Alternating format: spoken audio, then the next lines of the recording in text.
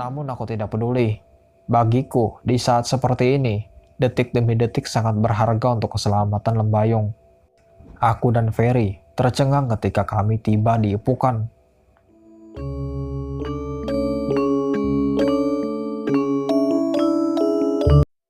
Ini benar Ipukan, Riz? Tanya Ferry, seakan tidak percaya dengan apa yang dilihatnya sekarang. Ipukan yang harusnya dipenuhi bangunan warung-warung penduduk, disertai spot-spot foto tempat selfie para wisatawan, kini berubah. Yang ada hanya pelataran kosong, semak belukar, serta pohon-pohon pinus menjulang tinggi, seperti tempat yang belum terjamah sama sekali oleh manusia. Aku dan Ferry lari ke sana kemari melihat-lihat kondisi sekitar dan memastikan sedang di manakah kami berada saat ini. Bener, ini bukan Fer, kataku. Kami sesegera mungkin mencari-cari jalur turun ke air terjun tempat kemarin Lembayung bersuah foto dan menemukan batu sialan tersebut. Namun, secara tiba-tiba kabut turun sangat tebal hingga kami kesulitan melihat area sekitar. Kami harus ekstra hati-hati melangkah karena di sekitar sini terdapat jurang yang lumayan dalam. Ditambah, jarak pandang kami hanya kurang lebih 1 meter saja. Akhirnya, kami menemukan sebuah jalur turun walau terkesan asing. Namun, aku yakin ini pasti jalur menuju air terjun itu. Mengingat, setauku, jalur turun di sini hanya ada satu. Jalur yang harusnya terbuka lebar dengan sedikit bebatuan tertata di tengahnya, kini berubah sempit berlumpur, serta dipenuhi semak ilalang yang sangat rimbun. Aku dan Ferry terus menyusuri jalur itu. Sekilas, aku mencium aroma bangkai yang aku pikir mungkin berasal dari hewan yang sudah beberapa hari mati lalu membusuk. Makin turun, aroma busuk itu semakin menyengat. Aku tidak bisa mencari dari mana aroma busuk itu berasal, karena kabut sangat pekat. Hingga saat kabut perlahan menyibakkan tirainya, kami terkejut hingga jatuh, terduduk melihat seonggok kaki yang telah membusuk menggantung tepat di depan mata kami.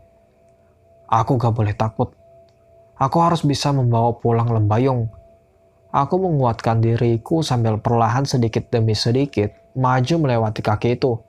Aku kembali terperangah saat kabut menyibakkan seluruh tirainya. Terdapat puluhan mayat yang membusuk bergelantungan pada batang pohon, masing-masing dengan seutas tali di lehernya. Kakiku lemas bagai tertancap, susah digerakkan. Sementara Ferry histeris dan menyembunyikan wajah di kedua lututnya. Kini aku bisa melihat dengan jelas pohon itu bagai berbuah puluhan mayat yang sesekali berayun-ayun saat tertiup angin. Kita gak boleh nyerah di sini, Fer. Lembayung nungguin kita di sana. Kita pasti bisa, Fer. Dengan suara yang gemetar, aku memberi semangat pada Ferry dan diriku sendiri. Perlahan Ferry memberanikan diri menatap sekitar. Aku membangunkannya sambil perlahan menuntunnya melewati mayat-mayat itu. Hingga tiba-tiba, salah satu mayat itu jatuh lalu menggeliat tepat di samping belakang kami, membuat kami terjingkat dan lari tunggang langgang sejauh mungkin dari mayat-mayat tersebut. Kami lari terseok-seok menuruni jalur ini, hingga ketika aku terjatuh, tersandung sesuatu yang berserabut entah itu apa, yang pasti benda itu tertanam dalam tanah. Aku terperanjat mundur ketika menoleh dan menyadari apa yang membuatku terjatuh. Segelintir kepala manusia tertancap dalam tanah dengan wajah berlumuran darah. Aku histeris ketika ia tiba-tiba membuka kedua matanya. Lalu disusul nyengir aneh tanpa diduga. Kepala itu menggelinding dengan cepat ke arahku, disertai tawa cekikikannya yang amat memekik telinga kami. Aku yang masih dalam posisi terduduk, kesulitan untuk berdiri. Aku hanya bisa terus mundur dalam posisi masih terduduk dibantu oleh Ferry yang terus menyeretku berharap aku dapat berdiri dan lari menjauh dari makhluk itu. Namun, aku tetap kesulitan untuk berdiri. Kepala itu kini sudah berputar-putar di antara perut dan kedua kakiku. Aku berontak meronta-ronta dengan sesekali kakiku berhasil menendang makhluk itu menjauh namun kembali ia mendekat, terus-menerus berputar-putar di sela-sela kakiku dengan diiringi cekikikannya yang sangat mengerikan. Hingga kemudian, tiba-tiba ia hilang entah kemana. Leher Ferry dengan liar bergerak ke kanan dan ke kiri, mencari-cari kemana perginya makhluk mengerikan itu. Sementara aku masih terduduk lemas dengan napas tersengal-sengal. Makhluk itu udah gak ada, Riz. Suara Ferry gemetar. Alhamdulillah, sahutku merintih. Ini, minum dulu, Riz. Ferry memberiku minum dengan tangan yang masih sedikit gemetar. Di tengah ketakutan kami, aku kembali mencium bau melati yang amat pekat di sekitar kami. Ferry yang pastinya merasakan hal yang sama, dengan panik melihat-lihat arah sekitar, memastikan siapa pemilik bau tersebut, namun tidak menjumpai siapapun. Aku capek ya Tuhan. Dengan suara payah aku meratapi situasi ini, yang seolah tanpa henti meneror kami. Kita pasti bisa, Riz. Ingat Lembayung. Ferry menyemangatiku. Keadaan berbalik. Aku yang hampir putus asa didorong oleh Ferry agar tetap semangat demi keselamatan teman sejalan kami. Ferry membujukku agar segera bangun dan meneruskan perjalanan. Dari sini, aku sudah bisa mendengar gemericik air yang terjatuh. Artinya, sebentar lagi kami tiba di air terjun itu. Aku mencoba berdiri dibantu oleh Ferry yang perlahan mengangkat tubuhku yang masih agak lemah dan sedikit gemetar. Namun, saat kami membalikkan badan dan hendak meneruskan perjalanan, tubuhku bagai tersengat listrik ketika melihat sosok perempuan berwajah hancur, penuh darah, tepat berada sejengkal dari wajahku. Aku berteriak-teriak histeris sambil memukul-mukul makhluk itu, namun tanganku tidak mengenai apapun. Riz, sadar Riz, sadar, istighfar Riz, istighfar. Ferry menampar-nampar pipiku, mencoba menyadarkanku.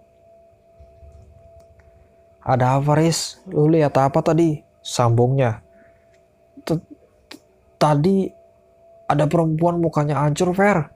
Sahutku dengan mulut gemetar hebat. Gak ada apa-apa kok Riz. Ferry sambil melihat-lihat sekitar. Mungkin Ferry tidak melihatnya atau mungkin aku hanya berhalusinasi efek tubuhku yang semakin kacau. Ferry menyuruhku minum lagi agar aku sedikit rileks. Saat aku mulai membaik, perlahan aku kembali berjalan dituntun oleh Ferry. Aku kasihan sama dia. Tubuhnya kacau, tidak jauh berbeda denganku. Wajahnya pucat, dengan kelopak mata yang agak menghitam, tanda kurang tidur. Dia pasti lelah.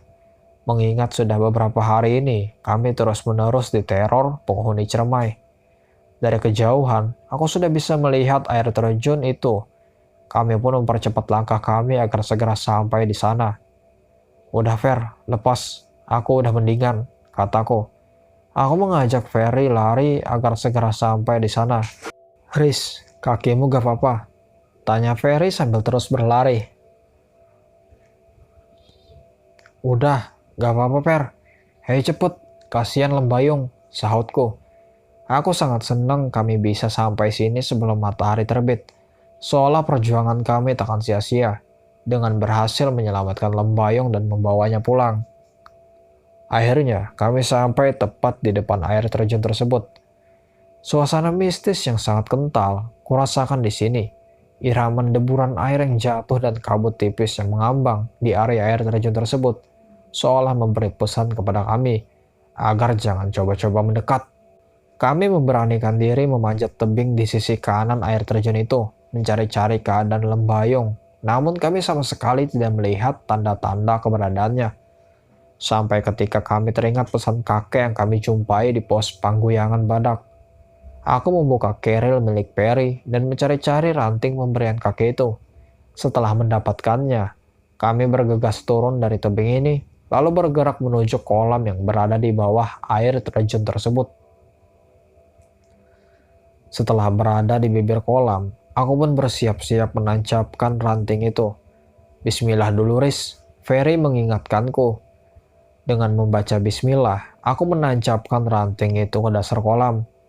Lalu tiba-tiba, Perlahan suasana di sekitar kami berubah drastis. Air terjun itu hilang berubah menjadi gerbang raksasa berlapis emas.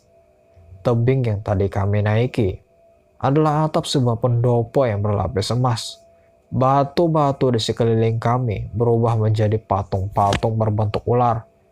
Ranting pemberian kakek itu yang tadi aku tancapkan secara tiba-tiba berubah menjadi sepotong keris. Kami yang dari kemarin sudah merasa seperti berada dalam dunia gaib karena banyak menjumpai penampakan-penampakan mengerikan. Kini seperti masuk lebih dalam lagi ke dunia antah berantah. Dengan lutut terjatuh dan mulut sedikit menganga, aku dan Ferry tertegun melihat peristiwa beberapa detik yang lalu itu. Kemudian kesadaran menyergapku ketika terdengar suara burung berkaok-kaok entah itu dari mana. Fer, sadar Fer. Dengan nada berbisik aku menyadarkannya. Kita gak bakal selamat, Riz. Ferry meratap dengan suara dan tubuh gemeter hebat disusul air matanya yang tak terbendung. Kita akan selamat. Kita bertiga pasti pulang. Sahutku meyakinkannya. Di tengah obrolan kami, sayup-sayup kami mendengar rintihan seorang perempuan dari dalam gerbang itu. Makin lama, suara itu semakin jelas dan seperti tidak asing bagiku. Riz, tolong. Aku bergegas membangunkan Ferry setelah semakin jelas dan semakin yakin itu adalah suara Lembayung. Lembayung Fer. Ayo Fer. Setengah teriak aku mengajak Ferry bergegas. Aku mencabut sepotong keris yang ada di hadapanku. Lalu Ferry yang masih setengah syok mengekor di belakangku dengan mengambil sepotong kayu. Entah untuk apa. Kami kesulitan membuka gerbang raksasa itu. Aku berusaha menarik kemudian mendorong pintu itu. Namun sia-sia. Sayup-sayup rintihan Lembayung terus terdengar di telinga kami. Aku coba mencongkelnya dengan menyelipkan ujung keris yang kubawa ke sela-sela pintu itu. Saat aku baru menyelipkan ujung keris itu, tiba-tiba gerbang raksasa tersebut bergetar dengan hebat. Aku dan Ferry yang berpikir ia akan runtuh, secara spontan bergerak mundur menjauh. Lalu, tanpa diduga, gerbang itu perlahan terbuka disusul suara gemuruh dan hembusan angin sangat dahsyat dengan membawa ribuan bayangan-bayangan hitam keluar dari gerbang itu, lalu menabrak kami. Secara serentak bagaikan hujan deras menyiram permukaan bumi. Aku coba menggerakkan kakiku, bermaksud untuk berpaling dari hadapan pintu itu. Namun, kakiku seperti tertancap kaku, susah digerakkan. Begitupun Ferry. Kami hanya bisa pasrah dengan kedua tangan menutupi wajah kami masing-masing sebisa mungkin menahan terpaan badai bayangan hitam tersebut. Beberapa saat kemudian, badai terhenti. Disusul turunnya kabut tipis mengambang di seluruh area pelataran, membuat pandangan kami terbatas hanya beberapa meter saja. Suasana hening wingit mencekam amat terasa ketika aku mencium bau bermacam-macam bunga. Entah bunga apa itu. Aku coba menguasai tubuhku yang sedari tadi susah digerakkan. Fer, lu gak kenapa-napa kan? Tanya aku memastikan kondisi Ferry. Iya, gak apa-apa Riz. Sahutnya dengan nafas sedikit berat. Ini, minum dulu Fer, sambungku. Suara rintihan Lembayung mulai terdengar agak jauh. Lembayung Fer, ayo Fer. Aku menimpali dengan mengajak Ferry segera masuk ke gerbang tersebut. Dari luar, aku tidak melihat apapun di dalam gerbang itu. Yang terlihat hanya kegelapan yang sangat pekat menyelimuti tiap-tiap sudut ruangan. Hingga ketika kami memasukinya, kami sama sekali tidak bisa melihat apapun selain kegelapan. Aku dan Ferry bergandeng tangan agar tidak terpisah. Cara ini kami lakukan karena memang benar kami sama sekali tidak bisa melihat. Di sini, aroma wewangian bunga-bunga itu semakin tajam. Saking tajamnya, hingga membuat kepala aku sedikit pusing karena wewangian itu terus-menerus silih berganti. Seperti ribuan jenis bunga yang bertumpuk-tumpuk. Aku terkejut ketika di antara dinding-dinding ruangan itu muncul puluhan api secara serentak. Perlahan aku perhatikan, itu hanya obor. Sekarang kami dapat melihat sekeliling kami. Ruangan ini seluruhnya berlapis emas yang terukir dari lantai, dinding hingga langit-langitnya. Namun kami tidak melihat apapun dan siapapun di sini. Dengan waspada, kami terus menyusuri tiap-tiap sudut ruangan ini sambil mencari-cari keberadaan lembayung. Hingga saat kami melihat di depan terdapat 3 lorong gelap. Kami kembali mendengar rintihan lembayung dari salah satu lorong itu. Lalu, dari bawah, seekor ular sebesar pahaku tiba-tiba menggigit kakiku, lalu membelit tubuhku. Ferry sontak refleks memukul-mukul kepala, serta tubuh ular itu. Dengan sesekali, pukulannya meleset mengenai tepat di bagian bahuku. Aku berusaha membebaskan salah satu tanganku, namun lilitan itu semakin kuat hingga membuatku kesulitan bernapas. Fer, belakang lu. Dengan nafas berat, aku memberi tanda bahaya kepada Perry yang masih sibuk memukul-mukul ular yang melilit tubuhku. Di belakang Ferry tiba-tiba muncul seekor ular yang sama besarnya dengan ular yang melilit tubuhku. Aku masih berusaha melepaskan salah satu tanganku. Sementara Ferry di sana sedang berusaha menghindar dari ancaman ular tersebut. Meski akhirnya dia pun terlilit juga. Aku berhasil mengeluarkan tanganku ketika lilitan ular itu sedikit melemah. Saat ia menggigit leherku, kesempatan itu pun kumanfaatkan untuk menusuk kepalanya dengan keris yang kupegang. Seketika ular itu hilang entah kemana. Aku tidak peduli. Aku langsung bergegas menyelamatkan Perry. Dengan nafas yang masih terengah-engah, aku mencabik-cabik tubuh ular yang melilit tubuh Ferry hingga lilitan itu akhirnya mengendur dan hilang kekuatan. Bonus dengan gemes, aku mencabik-cabik kepala ular yang sudah tidak berdaya itu hingga hancur, lalu menarik Ferry menjauh dari tubuh ular tersebut. Dengan nafas terengah-engah, aku dan Ferry memandangi jasad ular itu yang masih sempat bergerak-gerak lalu hilang. Setelah sekian menit mengatur nafas, perlahan kami bangun dan berjalan menuju lorong tempat suara rintihan lembayung berasal tadi. Dengan berada di dalam bangunan ini, kami tidak tahu sekarang fajar menampakkan sinarnya atau belum. Yang aku rasakan, kami sudah terlalu lama di tempat ini. Tapi saat ku menengok jam di tanganku, waktu masih menunjukkan pukul 5.35. Entah benar atau tidak, jam yang ada di tanganku ini. Yang jelas, semoga kami masih sempat menyelamatkan lembayung. Rintihan lembayung semakin jelas seiring kami terus menyusuri lorong ini.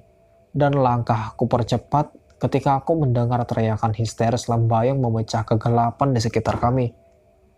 Ayo Fer, aku mengajak Ferry lebih cepat. Langkah kami terhenti ketika lorong ini habis dan mengantar kami ke sebuah ruangan yang amat megah. Kami tercengang ketika melihat seekor ular sebesar badanku dengan ujung atas menyerupai sosok perempuan cantik dengan mahkota kecil di kepalanya. Inikah Dewi Cisurian? Aku bertanya pada diriku sendiri. Riz, itu lembayung Riz. Ferry menunjuk salah satu sudut ruangan ini. Jantungku berdesir ketika melihat kondisi lembayung dengan kaki dan tangan yang terikat. Tubuhnya kurus pucat serta kelopak mata yang menghitam. Dia pasti tersiksa. Kalian harus mati, ucapnya tanpa membuka mulut. Maafkan teman kami Dewi. Teman kami tidak sengaja mengambil mustika milik Dewi. Dengan mulut gemeter aku memohon sambil menyodorkan batu yang dari kemarin masih kusimpan. Tanpa diduga, ia mengibaskan ekornya ke arah kami. Aku terhempas dan terguling ke samping disusul Perry yang juga terkena sabetan ekor dari makhluk tersebut. Di tengah kesakitanku, tiba-tiba mustika yang masih kugenggam itu terasa panas dan bergetar hebat. Sontak aku segera melepaskannya, lalu mengibas-ibaskan tanganku yang sepertinya melepuh. Seketika batu itu terbang ke arah makhluk itu dan perlahan menempel pada mahkotanya, yang sedari tadi kosong tanpa hiasan apapun. Kalian tidak akan bisa keluar dari sini, teriaknya disusul tawa yang menggema di antara sudut-sudut bangunan ini. Lalu tiba-tiba, keris yang kupegang pun ikut bergetar. Aku kembali melemparnya. Seketika keris itu pun berubah menjadi seekor ular, sejenis sanca namun bercorak putih. tanpa aba-aba. Makhluk itu menyerang ular putih tersebut. Aku terperangah ketika melihat kedua makhluk gaib itu saling beradu ketangkasan. Ketika tersadar, aku dan Ferry segera bangun lalu berlari ke arah lembayung. Tiba-tiba puluhan ular kecil muncul di hadapan kami. Aku merebut sepotong kayu yang digenggam Ferry. Lu bebasin lembayung. Ini biar aku yang ngurus, ucapku agak berbisik. Ferry mengangguk tanda mengerti. Perlahan kami bergerak mundur. Ular-ular itu semakin mendekat. Lalu, lari Fer, teriakku. Dengan beringas, ular-ular itu menyerangku menggigit kakiku satu persatu. Aku dengan brutal memukul-mukul ular tersebut hingga hancur. Lalu hilang dan kemudian muncul lagi. Terus-menerus berulang-ulang. Di tengah kesibukanku, aku melihat Ferry kembali dihadang oleh seekor ular sebesar paha. Aku ingin membantunya. Namun ular-ular kecil ini seperti tidak ada habisnya. Terus-menerus muncul lalu menyerangku. Sampai ketika ular putih itu mengibaskan ekornya ke arahku, menyapu habis ular-ular itu hingga hilang tak tersisa. Aku segera menuju Ferry yang kembali terlilit oleh ular itu. Aku mengayun-ayunkan kembali sepotong kayu itu berharap tepat mengenai kepala makhluk itu. Namun berkali-kali pukulanku meleset.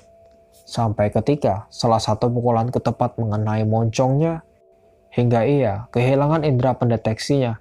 Aku dengan leluasa memukul kepalanya hingga hancur. Lalu ia hilang kembali. Aku segera membantu Ferry berdiri lalu bergegas melepaskan lembayung. Yung, sadar Yung, ini saya Aris sama Ferry Yung.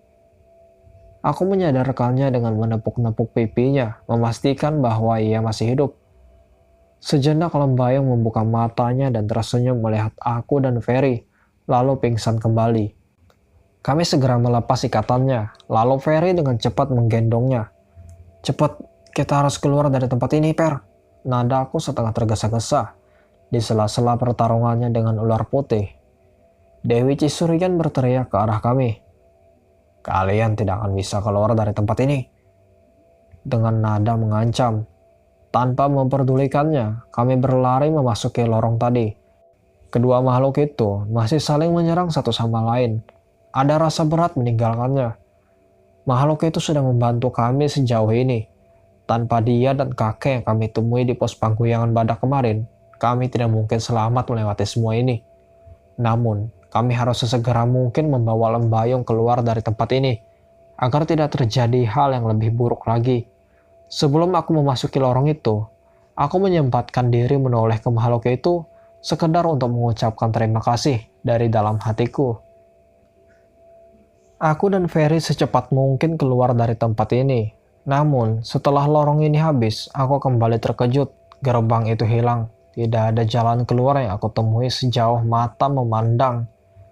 Aku lari ke sana kemari mencari-cari jalan keluar. Namun sia-sia. Arah sini. Kami mencari-cari sumber suara itu. Setelah menemukannya, kami terkejut melihat kakek yang kami jumpai di pos panggoyangan badak kemarin. Tiba-tiba ada di sini. Kami segera berlari menghampirinya. Aku ingin menanyakan kenapa kakek berada di sini. Tapi sebelum aku bertanya, dia langsung mengajakku pergi meninggalkan tempat ini. Ayo ikut kakek lewat sini, ucapnya sambil tergesa-gesa. Kami pun mengikutinya menyusuri setiap lorong-lorong bangunan ini. Hingga dari kejauhan, aku melihat sesosok makhluk hitam tinggi besar menghadang kami. Dengan santai kakek itu mengambil sebutir kerikil dari sakunya. Kemudian melempar kerikil itu ke arah makhluk tersebut. Lalu hilang. Ingin rasanya aku bertanya, siapa namanya? Namun raut wajah kakek itu seolah berkata, waktu kita tidak banyak.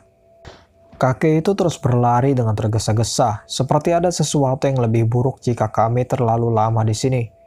Hingga satu saat, Ferry tiba-tiba berhenti kelelahan karena dia menggendong lembayung sedari tadi. Kami pun mengatur napas beberapa saat, lalu jalan lagi. Sekarang aku yang menggendong lembayung. Lalu, tiba-tiba dari depan angin berhembus sangat kencang menerpa kami, disusul munculnya perempuan yang wajahnya mirip sekali dengan Dewi Cisurian. Bedanya, kali ini dia berwujud manusia pada umumnya. Aku salah. Dia memang Dewi Cisurian. Apakah ular putih itu telah dikalahkannya? Kakek itu perlahan bergerak mundur. Aku dan Ferry tetap di belakangnya.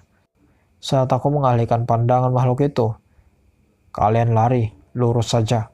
Dengan suara agak berbisik, kakek itu memberi arahan kepada kami. Sementara kedua matanya tetap mengawasi Dewi Cisurian. Kami mengangguk tanda mengerti. Mati, mati, mati. Ucap Dewi Cisurian dengan bibir tetap tertutup.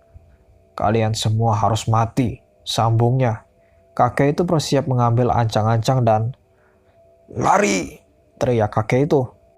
Kami bergerak maju, berlari agak mepet ke dinding. Dewi Cisurian menghadang kami. Kakek itu mencegahnya. Jangan ikut campur, Dewi Cisurian menjerit. Kami berhasil melewatinya, lalu berhenti, bermaksud menunggu kakek itu. Cepat, tinggalkan tempat ini, teriak kakek itu kepada kami. Dengan berat hati kami lari meninggalkan kakek itu. Dari kejauhan, aku melihat cahaya terang. Mungkin itu ujung dari lorong ini. Tempat ini tiba-tiba bergetar hebat, berguncang-guncang. Suara gemuruh terdengar dari setiap sudutnya. Perlahan, dinding-dinding itu retak. Bebatuan berwarna emas berjatuhan di sana-sini. Aku tidak tahu pertarungan seperti apa yang terjadi antara kakek itu dan Dewi Cisurian. Yang jelas, tempat ini pasti akan runtuh. Aku dan Ferry secepat mungkin berlari. Cahaya itu semakin dekat dan terus mendekat. Aku bersyukur ini benar-benar ujung dari lorong ini. Kami berhasil keluar dari tempat itu. Dan beberapa saat kemudian, terdengar dentuman-dentuman keras disusul suara gemuruh. Lalu, seluruh bangunan itu runtuh dalam sekejap. Lorong yang kami lewati beberapa detik yang lalu itu tertimbun bebatuan tebing yang hitam. Lututku terjatuh saat melihat pemandangan yang mengerikan itu. Terlambat sedikit saja, kami pasti akan terkubur di dalam istana Dewi Cisurian itu. Namun aku sangat bersyukur kami telah berhasil menyelamatkan Lembayung dan kembali melihat sinar mentari. Walaupun kami tidak tahu sekarang kami berada di mana, karena kami masuk dan keluar dari jalan yang berbeda. Sekilas aku teringat kakek itu. Aku sangat berterima kasih padanya. Tanpa dia, kami tidak mungkin selamat dari cengkeraman makhluk itu. Namun, aku pun tidak tahu kakek itu selamat atau tidak. Yang pasti, aku akan selalu mendoakannya yang terbaik. Ferry menengadahkan wajahnya ke arah langit. Lalu ia terjatuh pingsan. Mungkin dia lelah sekali. Lalu, tiba-tiba kepalaku terasa berat, kakiku lemas. Luka di pahaku kembali terasa nyeri. Aku pun terjatuh. Sebelum aku hilang kesadaran, dengan pandangan sedikit kabur, aku melihat seorang perempuan mengusap rambutku dengan tersenyum. Ia berkata, "Terima kasih."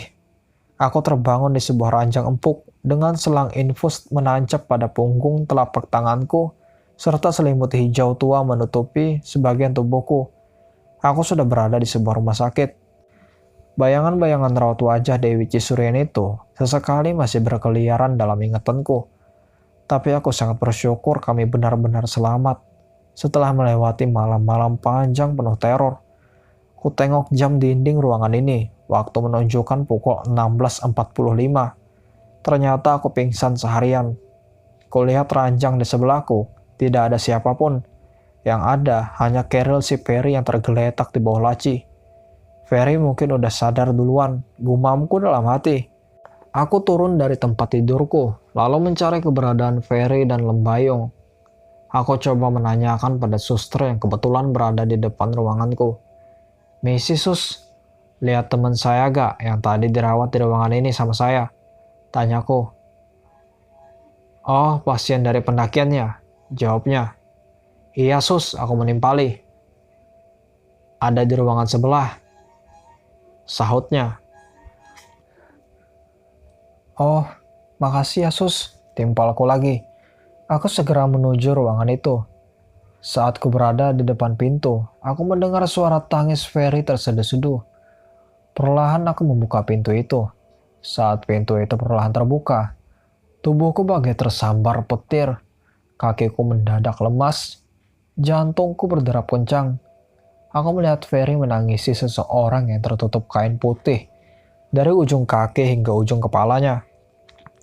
Yung, bangun Yung. Aku sayang sama kamu Yung. Ferry meratap terseduh-seduh. Kalau aja aku gak ngajak kamu naik Ciremai, semua ini gak bakal terjadi Yung. Bangun Yung, ratapnya lagi. Aku menjatuhkan lututku disusul tangis yang pecah dari kedua mataku. Setelah mendengar orang yang ada di balik kain putih itu adalah Lembayung. Perlahan Ferry menghampiriku. Riz, Lembayung udah gak ada Riz. Ratapnya. Kita gagal Fer. Kita gagal. Tangisku dengan memukul-mukul permukaan lantai. Kalau aja kita bisa lebih cepat. Lembayung pasti selamat Riz. Tangisnya semakin meledak-ledak sambil memelukku. Perlahan aku bangun lalu menghampiri Lembayung dan membuka kain yang menutupi wajahnya. Maafkan kami Yung. Kami gagal nyelamatin lo. Maafin kami Yung. Aku meratap dengan mengusap-usap rambutnya. Tangisku dan Ferry terus-menerus pecah, meratapi kebodohan kami yang saat itu dengan girangnya mengajak Lembayung naik ke Ciremai dan berakhir dengan sebuah kehilangan. Maaf mas, jenazahnya mau diantar pulang. Nanti mas tulis alamat keluarga jenazahnya di depannya. Ujar seorang petugas rumah sakit yang menghampiri kami. Kami pun pulang membawa segudang penyesalan yang terus-menerus mendera batin kami.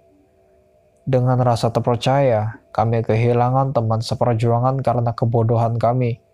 Sepanjang perjalanan pulang, Ferry terus-menerus menangis tanpa henti, hingga sampai jenazah Lembayung dikuburkan. Dia terus-menerus meratapinya dengan memeluk nisan bertuliskan nama Lembayung itu. Sebulan kemudian, aku dan Ferry sepakat mengunjungi Curug Cisurian itu lagi, sekedar untuk mengenang Lembayung. Setibanya di sana, kami hanya bisa memandangi air terjun itu dengan sesekali terlintas bayangan wajah Lembayung di antara derayan-derayan air yang jatuh tersebut. Sekilas aku teringat keceriaan kami saat masih bertiga.